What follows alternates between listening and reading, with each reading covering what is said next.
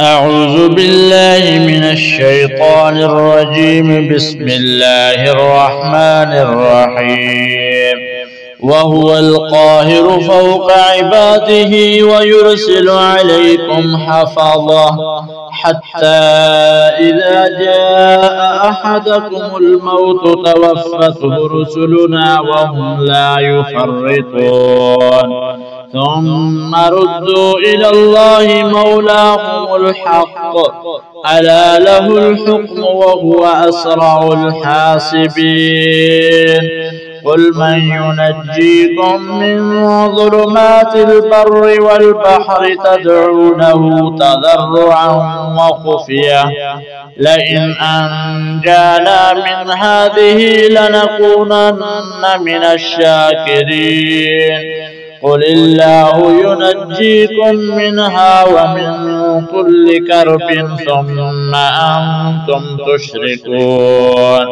قل هو القادر على أن يبعث عليكم عذابا من فوقكم أو من تحت أرجلكم أو يلبسكم شيعا ويذيق بعضكم بأس بعض. انظر كيف نصرف الآيات لعلهم يفقهون.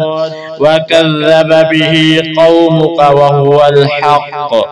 قل لست عليكم بوكيل لكل نبأ مستقر وسوف تعلمون.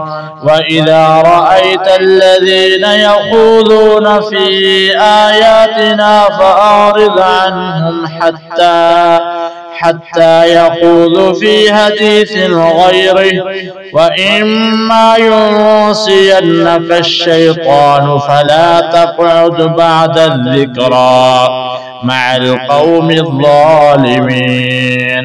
وما على الذين يتقون من حسابهم من شيء ولكن ذكرى لعلهم يتقون. وذر الذين اتخذوا دينهم لعبا ولهوا وغرتهم الحياة الدنيا. وذكر به أن تبسل نفس بما كسبت ليس لها من دون الله ولي ولا شفيع وإن تعدل كل عدل لا يؤخذ منها.